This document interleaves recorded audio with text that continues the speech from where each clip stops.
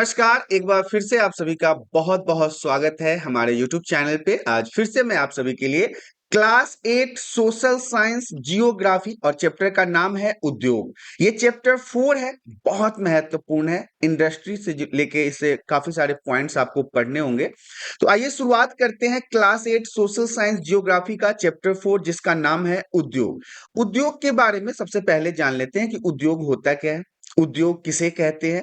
उद्योग का संबंध आर्थिक गतिविधि से, उद्योग का संबंध जो है वो आर्थिक गतिविधि से है, जो कि वस्तुओं के उत्पादन, खनिजों के निष्कर्षण अथवा सेवाओं की व्यवस्था से संबंधित है। अगर आपसे पूछा जाए कि उद्योग किसे कहते हैं, तो आप बताएंगे उद्योग का जो रिलेशन होता है, उद्योग का जो संबंध होता है वो आर्थिक गतिविधि से है। आर्थिक गतिविधि में बहुत सारी चीजें आती है। अब जैसे कि आप आर्थिक गतिविधि में ये भी कह सकते हैं कि आर्थिक गतिविधि में जीविका, व्यापार, आजीविका, नौकरी, जीवन जीने के लिए कई प्रकार के कार्यों को किया जाता है। ये सभी जो है वो आर्थिक गतिविधि के अंदर आता है। वस्तुओं के उत्पादन, प्रोडक्ट को बनाना, बड़ी-बड़ी फैक्ट्रियों में, कंपनियों में प्रोडक्ट को बनाना और कंपनियों के माध्यम से प्रोडक्ट को बनाया जाता है किसी न किसी प्रकार के। जैसे आज के समय में आपने बहुत प्रकार के प्रोडक्टों को देखा होगा जिसमें आपको बहुत तरह के चिप्स, कुरकुरे, मैगी, फलाना ढिकाना बहुत सारे आइटम्स प्राप्त होते हैं। और इसके अलावा सेवाओं की व्यवस्था, मतलब कि सेवा करना भी इसके अंदर ये महत्वपूर्ण भूमिका को दर्शाता है। इस प्रकार लोहा, इस्पात उद्योग, वस्तुओं के उत्पादन से संबंध है किसका, उद्योग का। मतलब उद्योग कहने का ही तात्पर्य है कि इसमें प्रोडक्ट को बनाया जाता है, सेवाओं को प्रदान किया जाता है, आर्थिक गतिविधियों को संलग्न किया जाता है। तो ये सभी चीजें मिलके कहीं ना कहीं उद्योग को दर्शाते हैं। कोयला खनन आपने पहले के चैप्टर में भी पढ़ा है कि किस प्रकार से कोयला को खोदा जाता है या खुदाई के माध्यम से कोयला को निकाला जाता है। धरती के अंदर से कोयला निकलता है। ये सारी चीजें हम पहले भी जानते हैं क्योंकि कोयला जो है वो खनिज है। तथा पर्यटन सेवा से संबंधित उद्योग है। तो बहुत सारे ऐसे उद्योग हैं।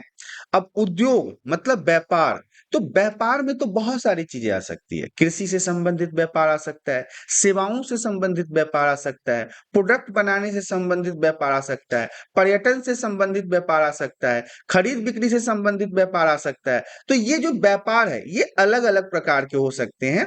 और देखिए उद्योग का जो वर्गीकरण है, मतलब अगर आपको बोला जाए कि उद्योग कितने प्रकार के होते हैं तो आप बताएंगे उद्योग का वर्गीकरण के आधारों पर इनको अलग अलग किया जाता है। मतलब इसका जो बेस है, उद्योग के कार्यों के अनुसार ही इनको अलग अलग भागों में बांटा जाता है। जैसे कच्चा माल, आकार आदि। अब कच्चा माल का उद्योग जो होता है वो अलग टाइप का होता है।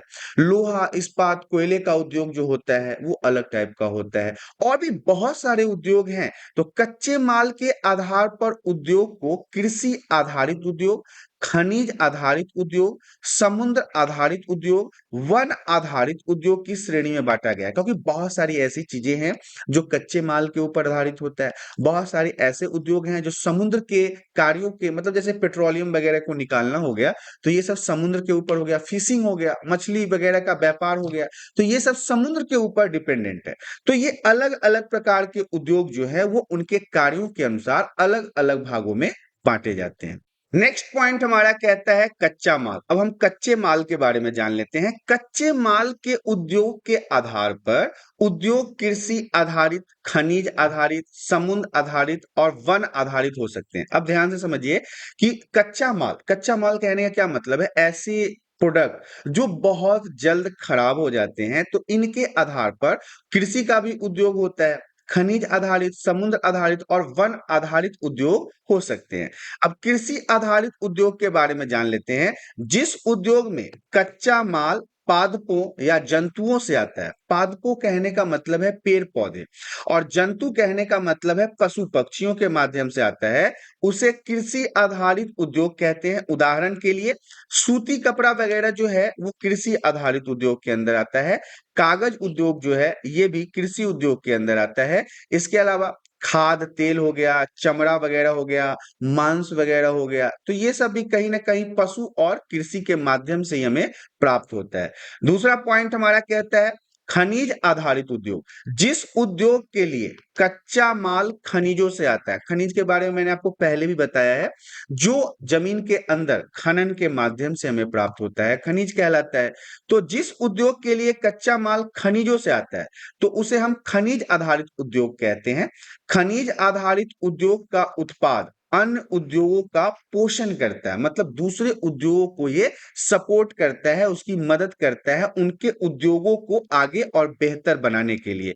उदाहरण के लिए लोहा हो गया, इस्पात हो गया, पेट्रोकेमिकल इत्यादि, ये वो कच्चे माल हैं जिनके माध्यम से कई दूसरे उद्योगों को भी सपोर्ट प्राप्त होता है, उन्हें हेल्प प्राप्त होता है। नेक्स्ट पॉइंट हमारा कहता है समुद्र आधारित उद्योग, जिस उद्योग के लिए समुद्र या सागर से कच्चा माल आता है। सागर कहने का मतलब भी ओशियन ही होता है, समुद्री होता है। तो जिस उद्योग के लिए समुद्र या सागर से कच्चा माल आता है, उसे हम समुद्र आधारित उद्योग कहते हैं। उदाहरण के लिए समुद्री खाद्य प्रसंस्करण, मत्स्य तेल इत्यादि, मछली हो गया, मछली का तेल हो गया, या फिर समुद्र से प्राप्त किसी अन्य प्रकार की चीजें जिसके माध्यम से उद्योग को चलाया जाता है, व्यापार को बढ़ाया जाता है। ये सारे जो पॉइंट्स हैं वो समुद्री आधारित उद्योग के अंतर्गत आता है। नेक्स्ट पॉइंट हमारा कहता है वन आधारित उद्योग, अर्थात जंगलों के ऊपर जो आधारित उद्योग है उसके बारे में जान लेते हैं।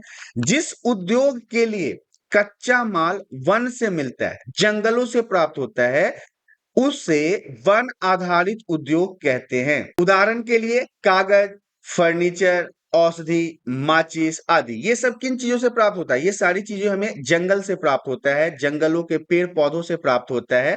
आकार के आधार पर, यानी कि पूंजी निवेश और उत्पादन के आधार पर भी उद्योग के दो प्रकार होते हैं। इसके आकार समझते हैं, मतलब कि साइज के अनुसार या फिर इन्वेस्टमेंट के अनुसार भी अगर उद्योग की बात कर ले तो वो दो प्रकार का होता है। एक होता है लघु उद्योग, एक होता है बृहत उद्योग। तो लघु उद्योग ऐसे उद्योगों को कहा जाता है जो आपस के घरों में ही छोटी पैमाने पे बनाया जाता है, जैसे बीड़ी वगैरह हो गया, पत्ता वगैरह हो गया। और बृहत उद्योग जो बड़े बड़े कंपनी, फैक्ट्री, उद्योग के माध्यम से बड़े बड़े प्रोडक्टों का निर्माण किया जाता है। तो ये दो प्रकार के हैं। तो आकार का जो तात्पर्य है, मतलब आकार के आधार पर जो उद्योगों को दो भागों में बांटा गया है, तो आकार का मतलब क्या होता है, क्या समझते हैं आप आकार से? तो इसका मतलब है इन्वेस्टमेंट की गई पूंजी की राशि, नियोजित लोगों की संख्या, उत्पादन की मात्रा से।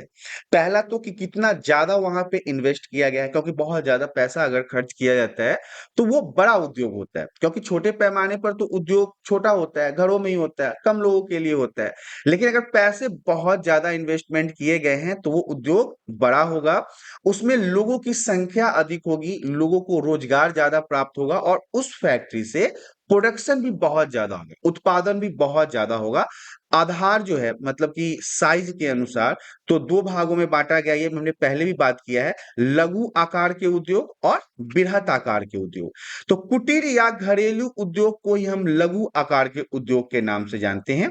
ये छोटे पैमाने के उद्योग होते हैं जिसमें दस्तकारों के द्वारा उत्पादनों को हाथों से बनाया जाता है, हाथों से किसी प्रकार के प्रोडक्ट को बनाया जाता है, निर्माण किया जाता है। टोकरी, टोकरी वगैरह बनाना, बुनाई करना, मिट्टी के बर्तन बनाना, अन्य प्रकार की वस्तुओं का निर्माण करना, ये सब जो है वो कुटीर उद्योग के उदाहरण है। बड़े पैमाने पर उद्योग जो बड़ी मात्रा में वस्तुओं का उत्पादन करते हैं, और मतलब कि छोटी इकाई का जो उद्योग होता है उसमें कम पूंजी और ज्यादा प्रौद्योगिकी वगैरह का इस्तेमाल नहीं होता, ज्यादा इन्वेस्टमेंट की जरूरत नहीं होती।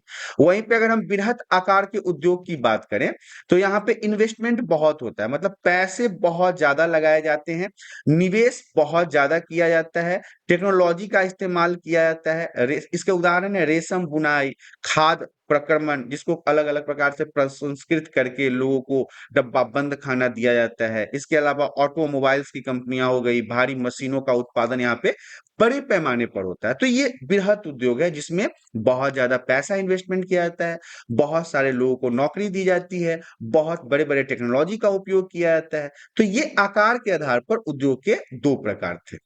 नेक्स्ट पॉइंट हमारा कहता है स्वामित्व। अब देखिए, स्वामित्व के आधार पर उद्योगों को निजी क्षेत्र, राज्य स्वामित्व अथवा सार्वजनिक क्षेत्र, जिसे हम संयुक्त क्षेत्र और सहकारी क्षेत्र में भी वर्गीकृत कर सकते हैं। जैसे स्वामित्व के आधार पर हमारे भारत में हिंदुस्तान एरोनॉटिक्स लिमिटेड है, स्टील अथॉरिटी है और बहुत सारे और भी कंपनी है जिनका स्वामित्व के आधार पर वर्गीकृत किया गया है।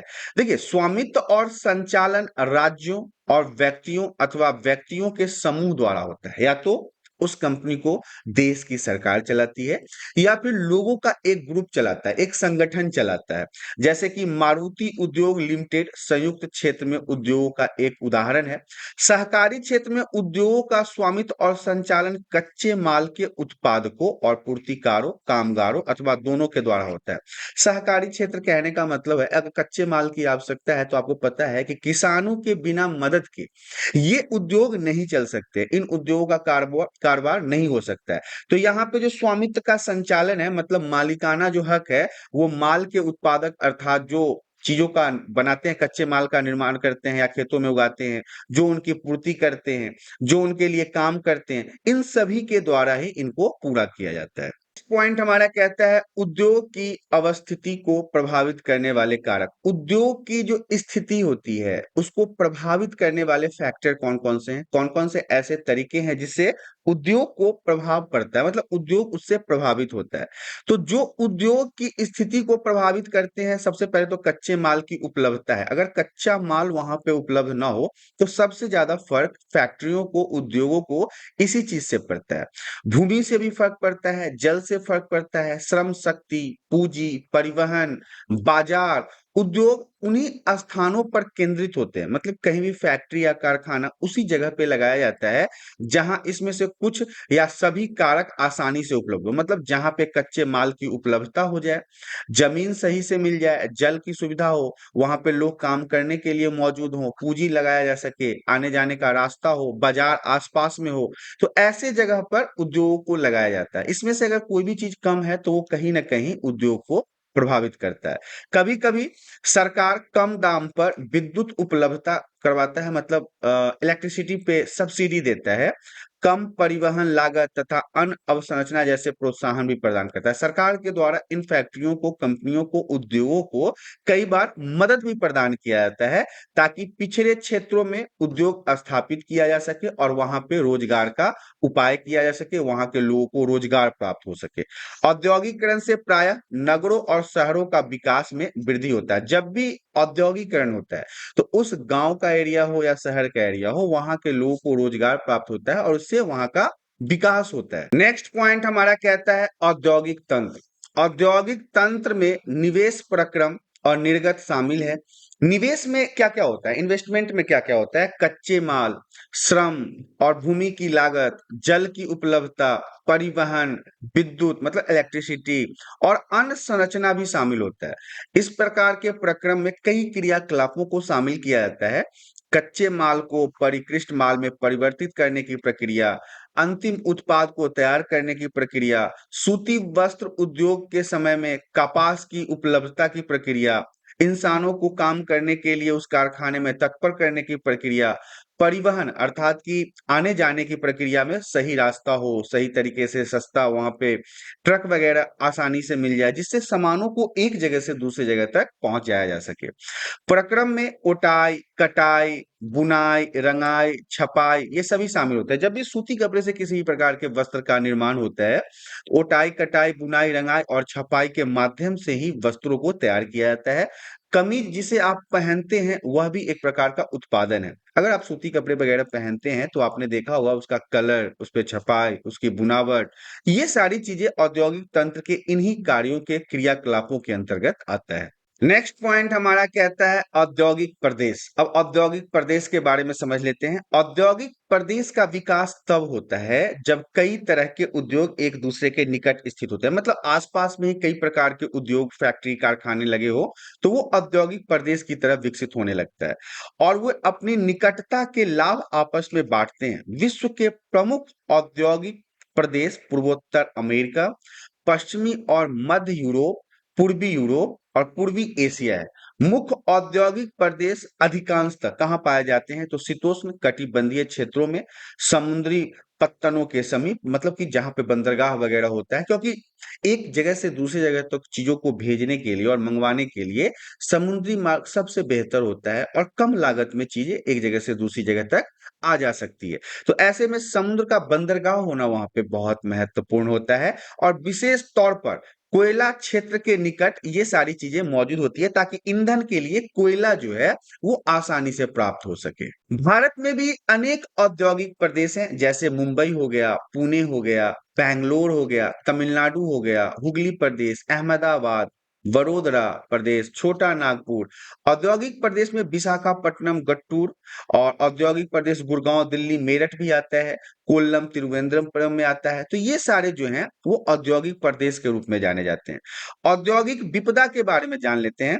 उद्योगों में दुर्घटना, विपदा मुख्य रूप से तकनीकी विफलता या संकट उत्पन्न करने वाले पदार्थों के, मतलब कि कई तरह के उपायों को तैयार किया जाता है, ताकि उद्योग के समय में यदि किसी भी प्रकार की घटना होती है, किसी भी प्रकार का एक्सीडेंटल प्रॉब्लम होता है, तो उन्हें सही किया जा सके। जैसे कि आपको याद होगा, आपने भोपाल में 3 दिसंबर 1984 के कांड को पढ़ा होगा, जो गैस से रिलेटेड कांड था। लगभग लगभग 12:30 बजे की बात है ये, जो वहां पे बहुत बड़ी गैस त्रासदी हुई थी, जिसमें हजारों लोगों की मृत्यु हो गई, और यही औद्योगिक विपदा कहलाता है। हालांकि भोपाल का ये जो गैस का विस्फोट था, इसके अलावा और भी बहुत सारी ऐसी घटना हो चुकी है, जिसको हम औद्योगिक विपदा के अंतर्गत रखते हैं। एक प्रौद्योगिकीय दुर्घटना थी, मतलब कि जो भोपाल वाला कांड था, ये एक टेक्नोलॉजी से रिलेटेड, मतलब या टेक्नोलॉजी के अंदर होने वाले खराबी के कारण ये दुर्घटना हुई, जिसमें यूनियन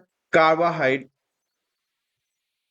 यूनियन कार्बाइड के कीटनाशी कारखाने से हाइड्रोजन साइनाइड तथा प्रतिक्रियाशील उत्पादकों के साथ अत्यंत विषैली मिथाइल आइसोनेट गैस का रिसाव हुआ। मतलब ये सारे वो गैस थे जो बहुत विषैली होती है, जो इंसान यदि किसी कारण से अपने अंदर अगर खींच ले, तो तत्काल उसकी मृत्यु हो जाती है। क्योंकि साइनाइड के बारे में तो आपने पहले से भी सुना होगा, और मीथेन, मिसाइल, ये सब जो है वो विषैली गैसों के अंतर्गत आता है। 1989 में सरकारी सूचना के अनुसार 35,598 व्यक्तियों की मृत्यु हो गई थी इसमें। मतलब समझिए, लगभग लगभग 40,000 लोग इसमें मारे गए थे। हजारों लोग जो वहां से बच गए, वो आज भी कई तरह की बीमारियों से ग्रसित है। मतलब आज भी वो अपंग हो गए हैं, विकलांग हो गए। जैसे या तो बहुत सारे लोग अंधे हो चुके हैं, उनके प्रतिरक्षा तंत्र जो है, मतलब कि पाचन प्रक्रिया या फिर शरीर का प्रतिरोधी क्षमता, ये खत्म हो गया है। कई लोगों को कैंसर जैसी बीमारी हो गई है। तो मतलब आज भी लोग इस चीज से ग्रसित हैं। 20 दिसंबर 2005 में चीन के गाओ काओ में चेंगिंग में गैस कूप विस्फोट से 243 लोगों की मृत्यु हो गई और 9,000 लोग इसमें दुर्घटना में ग्रस्त हो गए। और इन स्थानों से 64,000 लोगों को विस्थापित किया गया, मतलब कि हटाया गया, क्योंकि वहां पे रहना उनके जीवन के लिए खतरा था। लोग जो थे वो विस्फोट के बाद भाग सकने के कारण भी मर गए। मतलब बहुत सारे ऐसे लोग थे जो विस्फोट हुआ और वहां से नहीं भाग पाए, तो उनकी मृत्यु हो गई, वो वहीं पे जल गए, या फिर उनके अंदर जब साइनाइड वगैरह गैस गया तो उनकी मृत्यु हो गई। जो समय पर लोग भाग गए, मतलब वो जो समय देखते हुए वहां से निकल गए, उनकी आंखें, त्वचा, फेफड़े, ये सब पे काफी असर पड़ा। मतलब उनकी जीवन भी ना नर्क के समान हो गया। जो मर गए वो तो मर ही गए, जो भागने में सफल हुए वो भी गैस के कारण अंधे हो गए, कैंसर से ग्रसित हो गए, त्वचा उनका जल गया, उनका प्रतिरक्षी प्रणाली खत्म हो गया। तो बहुत तरह की दिक्कतों का उनको सामना आज भी करना पड़ रहा है। पॉइंट हमारा कहता है जोखिम कम करने के उपाय। घने बसे आवासीय क्षेत्रों को औद्योगिक क्षेत्रों से अलग बहुत दूर रखा जाना चाहिए। मतलब जहां पे बस्ती होता है, जहां पे लोग रहते हैं, वहां पे तो ये औद्योगिक कारखाना, फैक्ट्री वगैरह लगाना ही नहीं चाहिए। बहुत ज्यादा दूर, मतलब जंगलों की तरफ लगाना चाहिए, ताकि अगर किसी कारण से कोई दुर्घटना होती है तो लोगों के जान माल का क्षति इससे ना हो।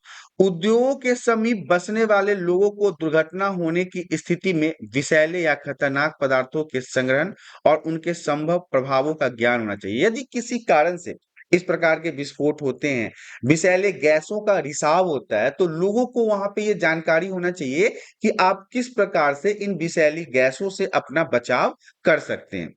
आग की चेतावनी और अग्निशमन की व्यवस्था को उन्नत किया जाना चाहिए, मतलब हर फैक्ट्री, हर कारखाने में आग बुझाने की मशीन होनी चाहिए, पानी की अच्छी व्यवस्था होनी चाहिए, विषैले पदार्थों के भंडारण क्षमता की सीमा होनी चाहिए। साथ ही साथ अगर कोई ऐसी फैक्ट्री है जो विषैले पदार्थों का निर्माण करती है, तो उसके पास यही एक लिमिट होनी चाहिए कि इससे ज्यादा आप स्टोरेज नहीं रख सकते हैं। उद्योगों में प्रदूषण नियंत्रण करने के उपाय को उन्नत किया जाना चाहिए, मतलब पॉल्यूशन को कंट्रोल करने के लिए इन फैक्ट्रियों में नई नई टेक्नोलॉजियों का इस्तेमाल करके पॉल्यूशन को कम से कम करने की कोशिश करनी चाहिए।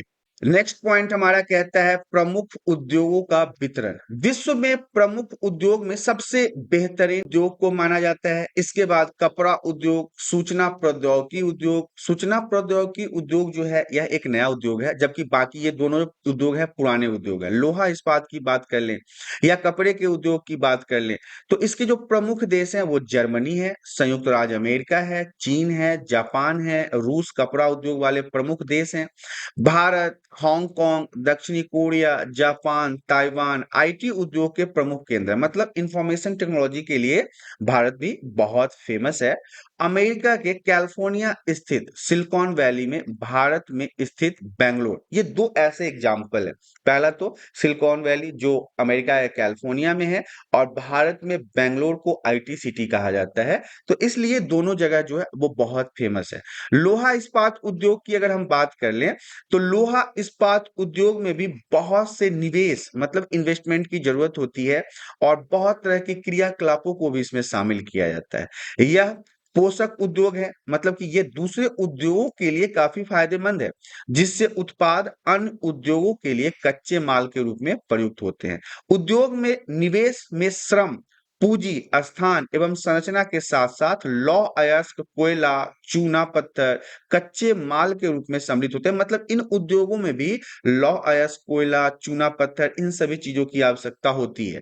लौह अयस्क अयस्क जो होता है उससे इस्पात निर्माण की प्रक्रिया कई चरणों में शामिल है। लौह अयस्क से इस्पात बनाने के लिए कई प्रकार की प्रक्रियाओं से, क्रियाकलापों से इनको गुजरना होता है, तो यह एक लंबा प्रोसेस होता है। एग्जाम्पल के लिए हम जमशेदपुर चलते हैं। 1947 से पहले की बात है, भारत के आजाद होने से पहले की बात है। भारत में केवल एक इस्पात का कारखाना था, टाटा।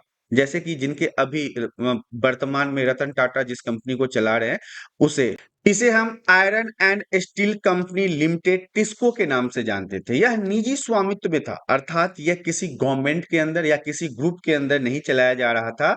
इसको चलाने वाले सिर्फ और सिर्फ एक ही व्यक्ति थे। स्वतंत्रता के पश्चात सरकार ने यह कार्य अपने हाथ में ले लिया, मतलब इसे अपने हाथों में ले लिया, और लोहा इस्पात संयंत्र स्थापित किए झारखंड में स्वर्णरेखा, खड़कई नदियों के संगम के समीप साकची में। और सन 1907 में इन्होंने टिस्को की शुरुआत की। बाद में साकची का नाम बदलकर जमशेदपुर रखा गया। पहले उसका नाम साकची था, बाद में जमशेदपुर हो गया। भौगोलिक रूप से जमशेदपुर देश में लोहा इस्पात केंद्र के रूप में बहुत ज्यादा जाना जाता है। जमशेदपुर कहने से ही आपको लोहे कंपनी, इस्पात के कंपनी का नाम याद आ जाएगा। नेक्स्ट पॉइंट हमारा कहता है पिट्सबर्ग। अब यह संयुक्त राज्य अमेरिका का एक महत्वपूर्ण इस्पात नगर है, यहाँ भी लोहे की फैक्ट्रियां वगैरह है। पिट्सबर्ग में इस्पात उद्योग को स्थानीय सुविधाएं उपलब्ध है, कच्चा माल जैसे कोयला हो गया जिस पिट्सबर्ग में ही उपलब्ध है। इसलिए मैंने आपको पहले भी बताया था कि जहां पे कच्चे माल की उपलब्धता होती है वहीं पे फैक्ट्री लगाना ज्यादा बेहतर होता है। लौह अयस्क मिनोसोटा की लोहे की खादों से प्राप्त होता है। पिट्सबर्ग में लगभग लगभग 1500 किलोमीटर दूर है ये लोहे की खदान, और खानों और पिट्सबर्ग के बीच नौ परिवहन, मतलब पानी के माध्यम से चीजों को एक जगह से दूसरी जगह तक लाया जाता है। सर्वोत्तम मार्ग ग्रेट लेक्स जल मार्ग आता है। यह अयस्क के नौ परिवहन हेतु सस्ता मार्ग है। पहले भी मैंने बताया था पानी से किसी भी चीज को लाना और ले जाना काफी सस्ता होता है। ग्रेट लेक्स में पिट्सबर्ग क्षेत्र तक लौह अयस्क रेलगाड़ियों से लाया जाता है। ओहियो मोंगोनगिला और एल्गेनी नदियों के पर्याप्त जल से ये चीजों को फिर एक जगह से दूसरे जगह तक नावों जहाजों के माध्यम से लाया और भेजा जाता है। नेक्स्ट पॉइंट हमारा कहता है सूती वस्त्र उद्योग। धागे से कपड़े की बुनाई एक प्राचीन कला है, बहुत पहले से चलता आ रहा है। कपास, ऊन, सिल्क, जूट और पटसन का प्रयोग वस्त्र निर्माण में होता है। उपयोग में लाए गए कच्चे माल के आधार पर वस्त्र उद्योग का वर्गीकरण किया जाता है। जिस प्रकार के वस्त्र का निर्माण करता है उसके फैक्ट्री के अनुसार उनका वर्गीकरण होता है, उनको अलग अलग भागों में बांटा जाता है। जैसे रेशे वस्त्र उद्योग कच्चे माल से होते हैं, इसमें आपको रेशम के कपड़े भी दिखाई देंगे, सूती वस्त्र के कपड़े भी दिखाई देंगे। रेशे प्राकृतिक या मानव निर्मित दोनों हो सकता है। आज के समय में आर्टिफिशियल रेशा भी बनाया जाता है और मानव निर्मित रेशा भी बनाया जाता है। प्राकृतिक रेशे ऊन, सिल्क, कपास, लिनन और जूट से प्राप्त होते हैं।